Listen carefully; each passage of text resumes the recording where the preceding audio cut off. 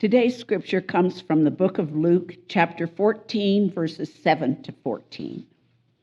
When he noticed how the guests chose the places of honor, he told them a parable. When you are invited by someone to a wedding banquet, do not sit down at the place of honor in case someone more distinguished than you has been invited by your host, and the host who invited both of you may come and say to you, "Give this person your place," and then in disgrace you would start to take the lowest place. But when you are invited, go and sit down at the lowest place, so that when your host comes, he may say to you, "Friend, move up higher." Then you will be honored in the presence of all who sit at the table with you. For all who exalt themselves will be humbled, and those who humble themselves will be exalted. He said also to the one who had invited him, "When you give a luncheon or a dinner, do not invite your friends or your brothers or your relatives or rich neighbors, in case that they may invite you in return, and you would be repaid. But when you give a banquet, invite the poor, the crippled, the lame, and the blind, and you will be blessed, because they cannot repay you, for you will be repaid at the resurrection of the righteous." This is the word of the Lord. So growing up in Montana, one of the things that happens is you grow up never very far from national parks. And that's a real blessing, and we have that blessing here as well with Rocky Mountain National Park and all of the beautiful stuff that comes with it. And you also recognize when you live in a place that a lot of people travel to enjoy with you, is that not everybody is as well versed at how to behave correctly in such places of such extreme natural beauty, and especially around animals. So when I grew up in Montana, there was inevitably, sometime in the summer, there would inevitably be some story about some tourist behaving badly, typically involving a wild animal that chose to let them know that they were behaving badly. And it got a bit cliche, actually, as part of it. I had my druthers of choices to pick for what picture to put up there. But this is something that had always sort of been and you'd heard about, but with the advent of, especially of social media and things like that, and the advent of selfie and Instagram and posting these pictures everywhere, whether it's actually happening more or not, I don't know, but you definitely hear about it a lot more than you have before. And I myself, when I'm in some of these wonderful and beautiful places, have found myself yelling at people to get further away from whatever they are close by. Recently, it was a couple years ago now, I was up at Estes Park, and the elk were down as they are tending to do, and while elk look like a giant Bambi, they are not. And an elk will ruin your day fairly fast. And there was a car pulled over on the side of the road where there was some elk on the side of the road, and these people couldn't have been more from 4 feet from this giant buck with giant antlers, and I rolled down my window and I'm like, "You need to get back in your car now, or this is going to end your vacation quickly." This has become such a problem, actually, that a couple of years ago, the Grand Tetons National Park came out with their own special Instagram filter that you can install on Instagram called Selfie Control. A great name. And I love their advertising for it. Grizzlies can run 35 miles an hour, humans 8. You do the math. And it actually uses some intelligence to basically analyze the picture you are taking, and it can identify what the animal in the picture you're taking is, and then by the size of it, analyze how close you are, or basically how stupid you are.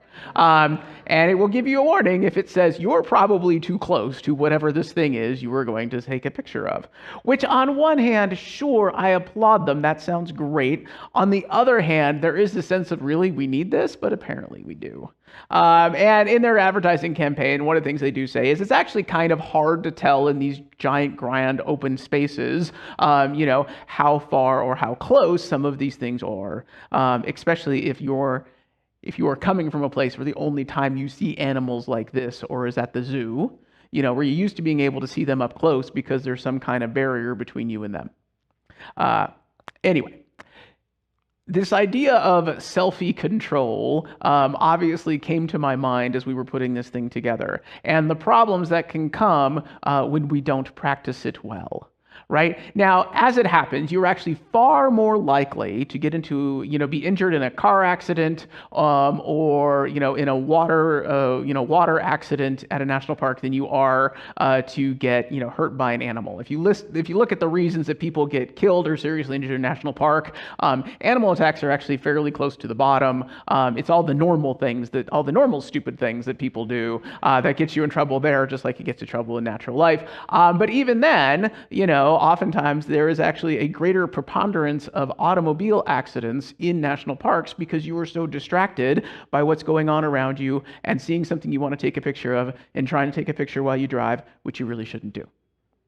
That ends my TED Talk. No.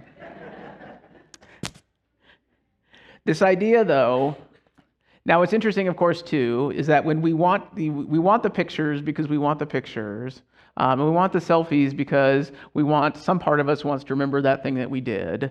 But if we're also being honest, we also want to make sure after we paid all this money to go on all these trips that we come home at the end of the day with that picture. Right? That picture that will be the first picture we show our friends and family about that amazing and exotic place we go to. That picture that just looks really great and makes everybody instantly jealous that we got to do something that they didn't do. And now we have all of these amazing technologies at our disposal through Facebook and Instagram and X and all these sorts of things that we don't even have to wait until we get home. We can show people where we are and all the cool things that we are doing while we are doing it. And if we are honest, there is some part of us who's doing that, not just so that they can share in our joy, though we do hope that's part of it. We do like to invite people to share in our joy, and there's nothing wrong with that. But we can, if we are not careful, get a little overly fixated on how much joy and how much excitement and how much fun we are showing the world, and trying a little too hard to cultivate what people think about us and the life that we live. One of the challenges and one of the things that's almost be cliche now is the problem with things like social media and all of that is that we get to, on a regular basis, compare our daily normal lives with everybody else's exemplary examples of life. And that is never and will never be a fair comparison. Now, I don't want to sit here and just beat up on social media because it's too easy to do, but it is frankly the most obvious example of where this problem comes into effect, where we get a little more fixated than we should on how the world perceives us, because that's what this at the end of the day is about. All of us, as we interact and move through the world, will leave some sort of impression behind with those whom we interact with. Sometimes we can get distracted in life by getting a little overly fixated on what that leaving behind is and what impression we are offering everyone else. And when it gets to be too much, it can become a real problem.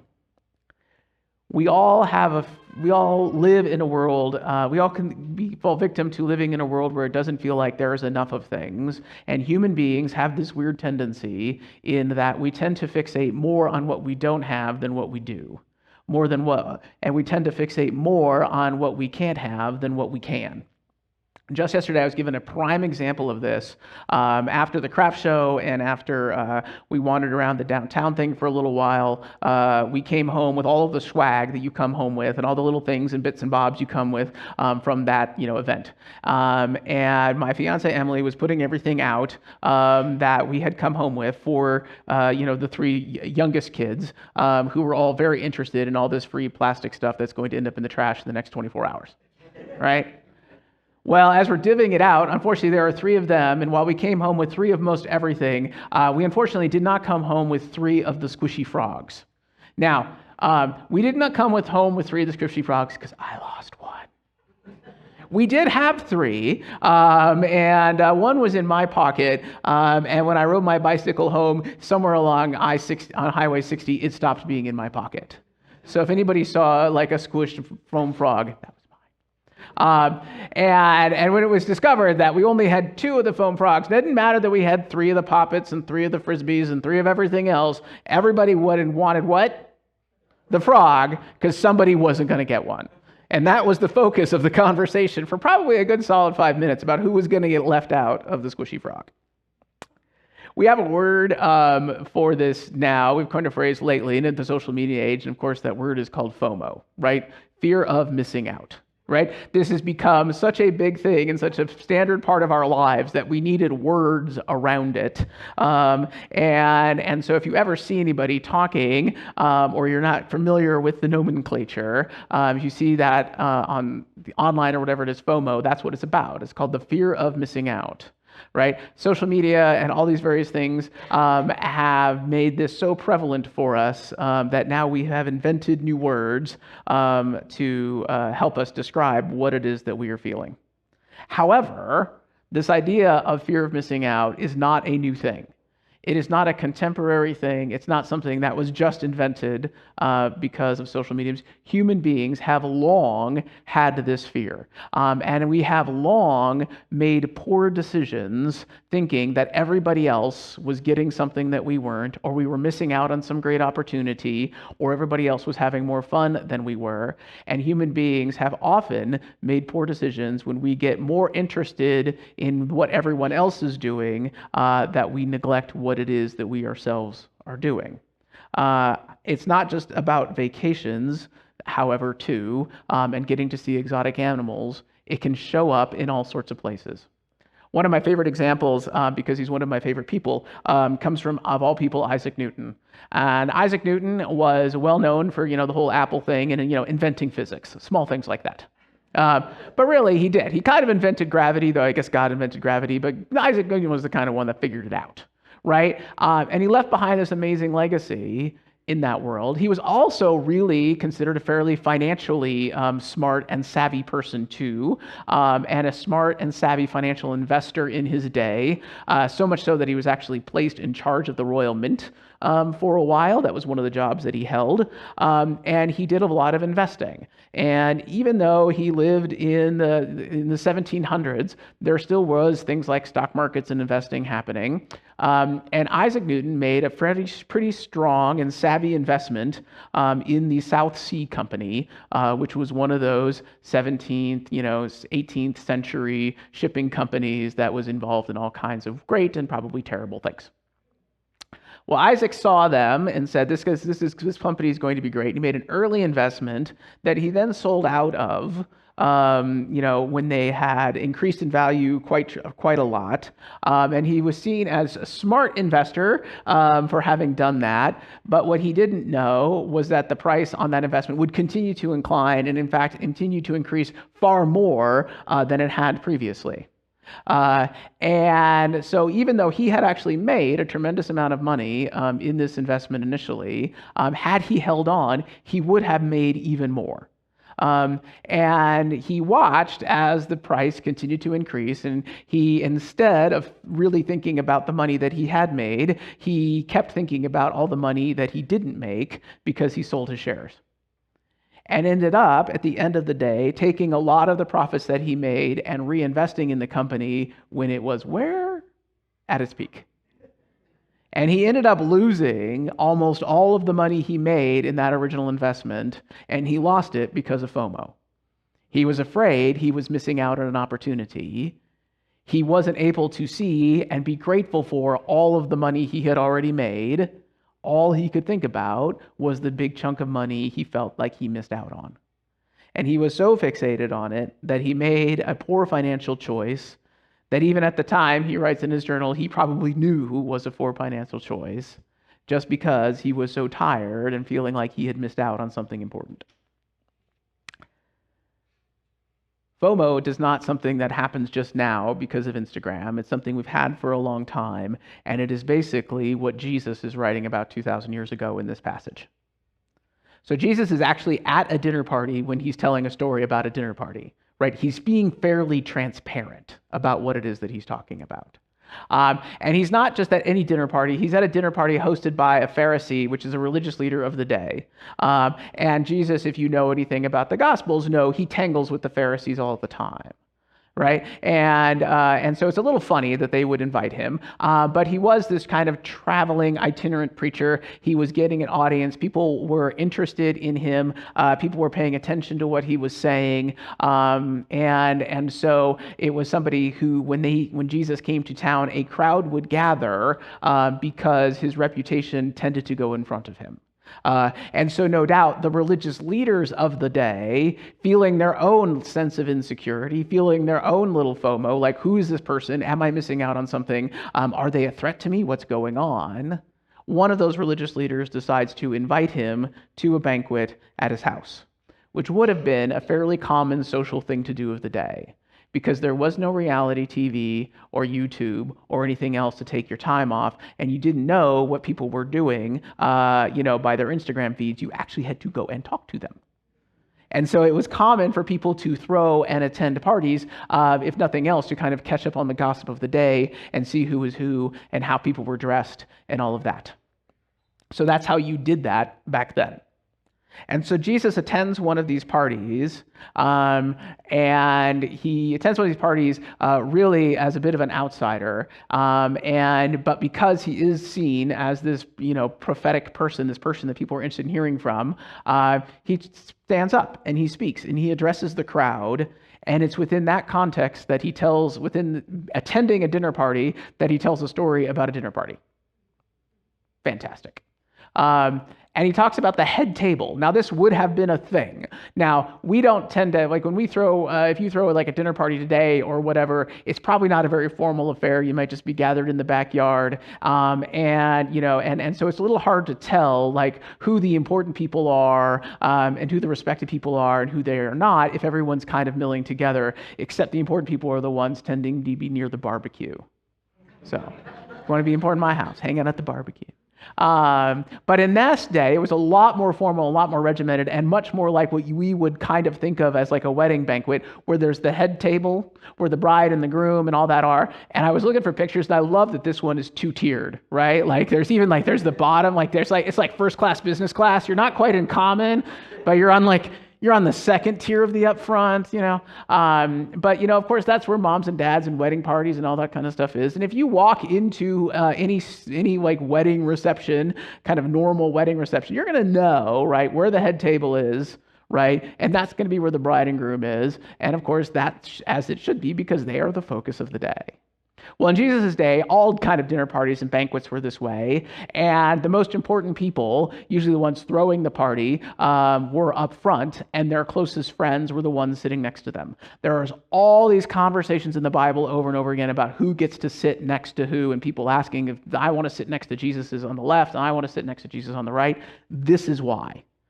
Because it was a way of marking who was who.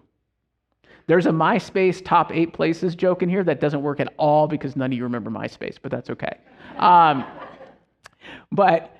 So this is what they would do. And so Jesus comes in and he basically, he's actually not throwing shade at any way towards the people who are throwing the party. He's basically, though, calling to attention the behavior of everyone else who was there and saying to them, maybe you shouldn't be worrying about so much about whether or not you're going to be invited to the head table or not, because you wouldn't know where you were going to be placed before you got there, right? And it was sort of determined by who showed up. Because if you're the person at the front of the table, if it's your party, you want people around you, but you don't necessarily know who's coming and who's not. And so the ordering would happen as people arrived. And so Jesus is saying, don't try to campaign for one of those top places, because there's a chance that somebody more important to you will come and you'll get moved down. And getting moved down stinks.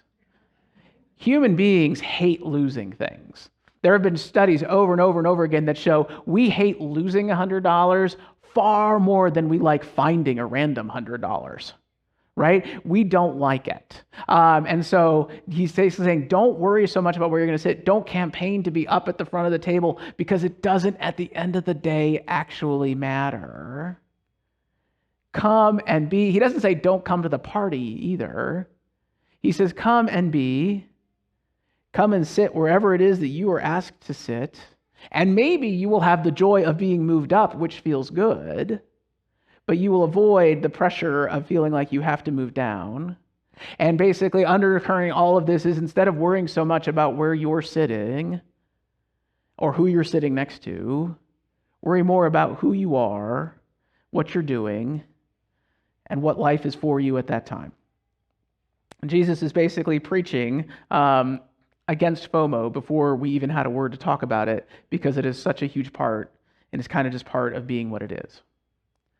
Now, by nature, if we see everybody's wanting something, by nature, if we see that everybody is desiring something, there's almost something inside of us that just starts to desire it too, even if we didn't know we wanted it. My kids didn't really know that they wanted a green squishy frog until they found out they couldn't have one. We've all experienced this. And it's a natural thing that unfortunately we all tend to fall into. So Jesus is trying to help us understand that we need to be more intentional about those times and those situations, because the truth is we can all fall in to the trap of FOMO if we're not careful. And the way that we avoid it is we take a second and we intentionally think, where am I? What am I doing? What's important in this situation? And Jesus is reminding him at that time to take a minute and realize what's important in this time and in this situation. And if what's important in this time and situation is where you're sitting, then maybe you're focused on the wrong thing.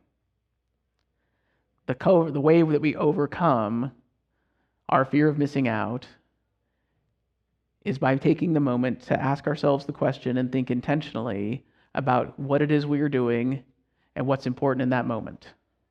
And so Jesus goes on to say, and in fact, did you even invite the right people to this party in the first place? Is this who God is caring about at this moment? And so he goes and offers a corrective. This shows up in our lives in many different ways. And I think we can all be guilty from time to time about being overly worried about what other people will think. I've had numerous times, both in my life and then working with people and talking with people in the life of my church, they're having some sort of crisis, there's some sort of decision, they want to change jobs, they want to change something else, there's something big happening in their lives, and they're struggling with it, and there's been many times when I've been talking with people and they're struggling with it, and I'm like, what is really going on here? And they're like, well, if I do this thing, what will people think? I'm like, what will God think if you don't? If you feel there's a calling placed upon your heart, I remember when I was transitioning my life out of being a software engineer into the ministry, I'm going to tell you most people did not understand that decision. Several people tried to talk me out of it. In a nice way, in a loving way. They meant it for real. They're like, are you sure this is what you want to do? You're pretty good at this. My grandfather, God rest his soul, lovely, beloved person, supported me my entire life and really did his best to support me through that decision, but really struggled with it because he'd spent his entire life as an aerospace engineer at Lockheed. And he's like, you're a software engineer. Why would you stop doing that? And it's weird to say, I don't know, Grandpa, but I have this other feeling that there's another place my life needs to go. And there is a sense of what will people think? What will people say? I'd be lying if I said that wasn't part of the conversation Emily and I had when we decided we wanted to get married. What will people think? What will people say? At the end of the day, the most important question was, is this where I feel like God is calling me or us next? Is this where I feel that I can do and be everything that I am meant to call and be? Is there any harm that's going to be done? Is there good that can happen? The way that we resist the FOMO that we can all find ourselves falling into the trap of is to take a second and ask some really important questions. Where am I right now? What am I doing? What's important to me? What's important to God? And if we can do that, if we are able to do that, we can avoid probably one of the most perilous distractions that we can have. And we can recognize that bears might be cute, but we shouldn't take selfies with them because that could go really bad. And that sometimes God will show up in our lives, and sometimes we'll have opportunities to do things in our lives that were very unexpected and feel very out of left field for us. But that does not mean we should automatically dismiss them, but we should ask the question, Where am I right now? What is the good that can be from this? What does God want from me? And if we can do that, we can avoid the distractions and live the life that God called us to. Amen.